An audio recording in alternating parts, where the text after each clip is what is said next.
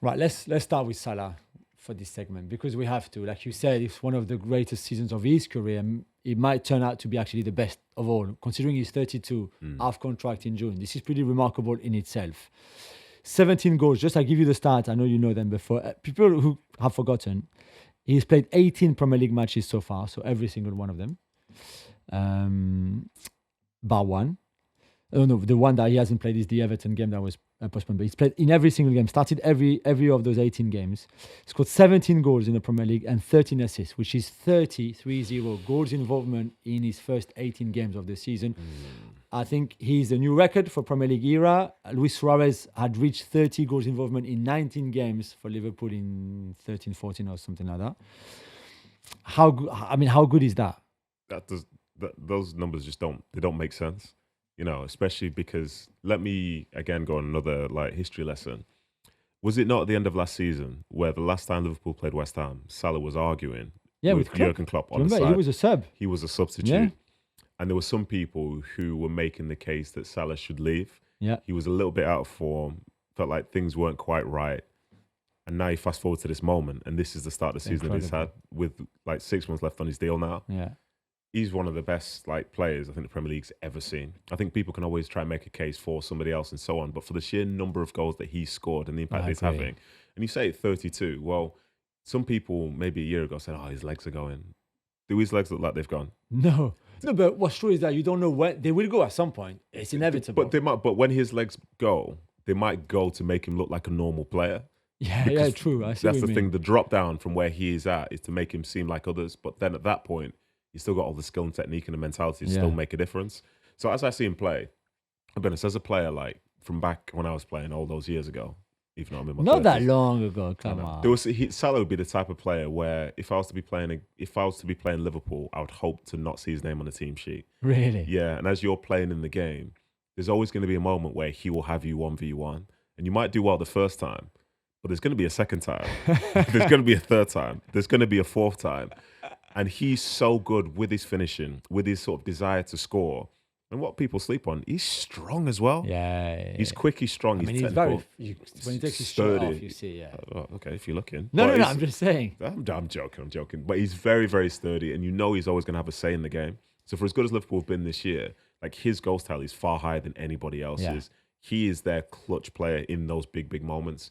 And the only time I can think of, Wan-Bissaka was told to play on the other side to try and deal with him. Yeah. And that's because Wan-Bissaka is one of the better 1v1 defenders in the league.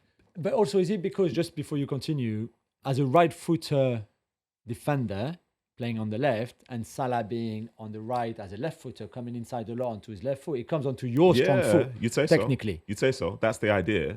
But then some players are so good. And again, for the way that Liverpool do it, to go back to a time when I played Liverpool, and then I'll tell you a little story here. This is when it was Benitez's Liverpool, and I was playing right back for Man City, and we were playing at home. And back in my time, everything's compact. The fullback stands close to the right centre half and so on. And they had the ball on their right-hand side, our left-hand side. And on the left wing, I think it was Harry Kewell standing there with his feet on the line, on the side. And I'm thinking, this guy is so out of the game, it's pointless. You know what I mean? He's not doing anything. So I'm protecting my centre half in case the striker makes. So you're leaving a bit of space between you and Kewell. Loads of space. Yeah. Next thing, I think Xabi Alonso's playing. He's there, ball gets played head high over to his feet. And now he's coming in with all the time in the world. And pace. Exactly. So that's one thing that Liverpool do very, very well, is they find, with Van Dijk, we said it. And in fairness, for as much as Quansah isn't Slot's favourite player, Quansah's also very good at playing some of those longer passes. So now you can think you've got everything under control, your team's pressing high, everything's great, and now you're on an island. And the last place you want to be when you're playing Liverpool is Salah Island, because he's going to do whatever he wants to do. And to sort of go back to a time when I was a lot younger as well. So that idea of a right footer playing left back and being a good defender. So when I was playing for England under 21s, I ended up trying to qualify in 3 campaigns. The last campaign I did, we lost in the final to Germany. The one before, we lost in the semi-final to the Netherlands, and the one before that, we didn't actually qualify. And it's because we played France in the playoffs to go to it. And I didn't start the first game, but there was a player who was playing on the right wing for France who caused 1 or 2 issues. So the manager at the time said, "Oh, Nedum, you go play that way." So I went and played left back against Frank Ribery. Listen, that was an experience. And this was before, like, people knew of him in France and stuff, but I was just like, who's this little skinny guy? With the scar on the face and everything. Yeah, who's this guy? There's nobody in particular. Listen, he was somebody then, and he's still somebody now. But, you know, Salah, for me, if he gets injured between now and the end of the season, I'd say maybe someone else has a chance. Maybe. Yeah. But he's so good that he's always going to be a difference maker. And you know yourself, like, let's talk FPL. Would you not have Salah in your team between now and the end of the season? Definitely not. But you know what still amazes me? I didn't see this amazing season coming, I won't lie. But it's only half of it. Yeah. But a bit like for Liverpool as a team, I can't see why Mo Salah would slow down now anyway, to be fair. He looks so fit. You mentioned the fitness earlier. There's the Jota goal in the 84th minute last night. Yeah. He didn't want to pass that, by the way. He didn't want to pass the ball, but he still got the ball within his own half. And then the speed and the acceleration to get at the West Ham defenders or defensive back line, to get into the little quick feet. And then he gave it because he had to. It's the right thing to do. Yeah, it's the right thing to do. And I was like, wow, he can do that in the 84th minute. And it was an easy game in the end for Liverpool, and they made it easy for themselves.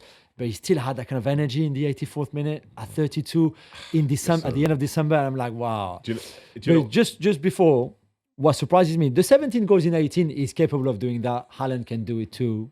They're probably the only two. But the 13 assists is where I'm like, wow, okay. And I think for somebody who at times had argument with Sadio Mane about sharing that ball, you know, him and Firmino and Mane had to share that ball. And I think he was far more selfish at the time. He looks very, very collective right now, which I love. He can still score 17 goals in 18, which is amazing. But there's also 13 assists there, almost one per game. Yeah, it's a lot of assists. And I think what makes it more impressive is the fact he's not taking set pieces. Yeah, you know, true. If somebody that's like whipping corners in, free kicks, and like, oh, you know, of course this is what's going to be. It's like the likes of, so like Kieran Trippier, for example. Somebody who's really good set piece taker when the team's scoring goals. Great. But yeah, you're right. He is thinking about the collective, but he should do. This is his club. And he knows that, say, if he's going to be leaving the end of the season, how nice would it be to leave with a Premier League title? Yeah. How nice would it be to leave with maybe a Champions League, an FA Cup, a League Cup, leaving as the top goal scorer, being the player of the season? Like, all that stuff is potentially in front of him. So he knows now, like, you know, I kind of want to shoot from 40 yards out.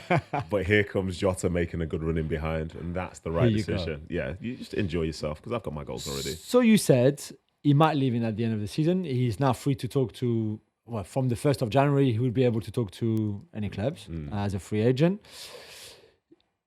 Some people say, which I understand the debate, Liverpool would be mad to let him go. But there's also things that Liverpool as a football club, as good as he is right now, and it is Mo Salah, that they can't probably do financially, I mean. And yesterday after the game, he said, listen, we are still very far away from any some sort of agreement between me and the club. We know there's a contract on the table. Clearly, he's not happy with it. Otherwise, he would not be that far away from signing it. Do you see him staying? Do you think that Liverpool are a little bit caught in between two things, wanting to keep him but not at any cost, but the fact that he's that good right now that if you don't keep him, then you look like mugs, let's be honest here, and the fans might never forgive you as an owner or as a sporting director or as a CEO to have let arguably one of Liverpool's greatest ever player go on a free because you didn't want to pay him what he wanted? I think he stays. You think? I think he stays. But the reason I think he stays, and I'm thinking about this for the first time now, is that through my time playing, there are lots of players who enter negotiations in contracts, and at some point they say, right, enough's enough. I'm just going to go. Yeah. And if that was what he was thinking about, I don't think he'd be commenting in the way that he's commenting about the deal now, because he's talking about negotiations still happening. Yeah. And for that to be the case, you need both parties to want to get the deal done. And I think the fact that he can speak to teams now is interesting. And let's be honest, there might be a few conversations that happen on the, you know, on Snapchat where you only see it once happening between himself and other teams and so on. But I think he stays. I think he's spoken too much to just end up leaving. He probably wants to, but what if the money... So right now he earns around... We assume it's money. True, but he earns around 450,000 a week. Money. One thing... What else could it be? The length of the contract? I think the length of the contract is a big thing as you approach, as you're in your 30s, because now you've got a chance to have job security. Yeah. Say, as an older player, do you remember back in the day, was it like Chelsea used to have 1 year deals for players over a certain age? Wenger and Arsenal as well, yeah. Real Madrid still have that. Salah's 32 years of age, but Salah's also got 30 goal involvements. Are you going to make a bigger point about him being 32? Are you going to make a bigger point about the goal involvements? Because if it's goal involvements, you want to make a case. Like Salah will say, well, this is who I am. You want to try and limit me as an older player, but I'm playing as your best player. So why should the years matter? I think Salah, in my mind, if he signs somewhere, he's going to sign a 3-year deal, maybe with a 1-year option. Whereas I think if you play according to his age, you're probably going to offer him a 2. Yeah. And these type of things can make a big difference, in my opinion. I think you're right. I think that makes a lot of sense. I think if he was at Real Madrid, for example, he would be offered a +1, like Luka Modric has been offered +1 or Toni Kroos for the last 4 or 5 years. Would he take it? That's the thing. And if Liverpool think, listen, this is a lot of money. We can't really commit all that money in wages for the next 3 years. Why not? Because you just don't know when the legs are going to go. Which is different, but remember the Aubameyang new deal at Arsenal. On the back of a great season, they won the FA Cup. There was all this uncertainty about his own future. He was very important for Arsenal as a football club. And then he signed that new deal, and the rest was not as good as anything that he'd done before for the club. And I'm not saying that Salah would do the same, and it's two very different things, two very different dynamics, 2 different clubs, 2 different teams, 2 different personalities themselves. So I get it. I'm just saying there's a risk because you just don't know. Yeah, everything's what time did your legs go? My legs? Yeah. I'm still running now.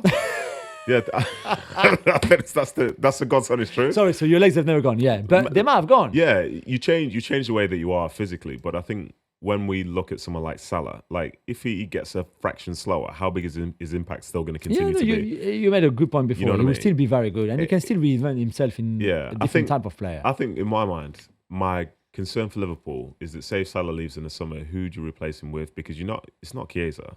No, definitely not Chiesa. So that means you're going to have to try and look elsewhere because you could say plug in a Gakpo out there. It's not the same. No, but you can get, I don't know, Jared Bowen, for example. Listen to what you said. No. Listen to what you said. With all due respect to Jared Bowen, listen to what you said. I know. I'm not saying that Bowen is as good as Salah, but there's no players right now as good as Salah anyway. Exactly. So why not keep him?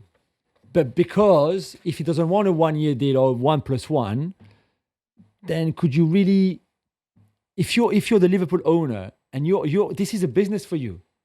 You have to be careful with money in a way. Fair, yeah, of course. So they might think 2+1 is too much. A 3-year deal is too much.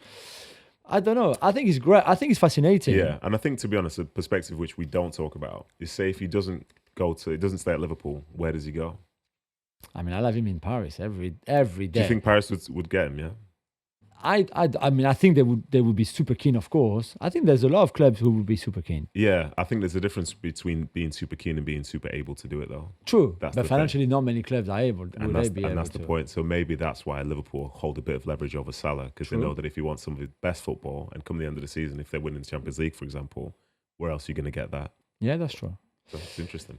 A quick word on West Ham and Lopetegui. I mean, Liverpool are blowing every team now, not just West Ham. So I'm a bit I'm disappointed by what Lopetegui has done so far. West Ham, as you know, I was not too keen on David Moyes. Yes. I was happy that he went. So David Moyes back, yeah. David Moyes, I think he's busy with his retirement, but I expected more from Lopetegui that I'm not really seeing right now. Yesterday was a tough game. They could have taken the lead. We said with Paqueta, Kudus hit the post. They 1-0 down only, but they still could have lost 10-2 easily or 10-3. Yeah. Where do we stand on Lopetegui and West Ham? Can you? They've improved a little bit before yesterday. They had a decent run going into that game against Liverpool. Is it still good enough considering the money they've spent in the summer and the squad that they have right now? No, I don't think it's good enough. I think that most fans of West Ham were talking about wanting a different style because it wasn't necessarily about the substance because David Moyes was getting them success. Yeah. They felt that they wanted to see something different and seeing something different you thought would help them propel up the table. But instead they're kind of stuck in this weird position, which is just very close to mid-table, losing some games, winning a couple. But I think what's more alarming is whenever they play a big team, they get pounded. Absolutely. You know what I mean? And it's not even close, but those fans would probably expect their team as an underdog to play in a harder fashion, to be tough to play against, to get in their faces, to maybe as history would show, get a goal, maybe defend well, possibly get a second. But they seem at times too easy to play against when they come up against the better sides. And we only need to go back, I think it's a couple of years. I think it's when Rice was there. I remember Rice at the end of a season saying that we should have qualified for the Champions League. that's the West Ham that Yeah, did exist. yeah. That's true. But now, like, who are they? Like, do they have the potential to be up there? At the moment, you'd say no chance whatsoever. And for the way that Lopetegui carries himself, which is just him being himself, I don't think the look of him looks good when a team's not doing well, because he almost looks like he's not bothered. But that's just who he is. Yeah. If you're winning, it's like, oh, look how cool our manager is. Yeah. But when you're not, fire them up, give them more. Yeah. And not every manager in every situation works. No, I think he has to be careful though, because I think there's a very thin line between him staying in charge and not. So Yeah. let's hope for better things for West Ham in the new year and Julien Lopetegui.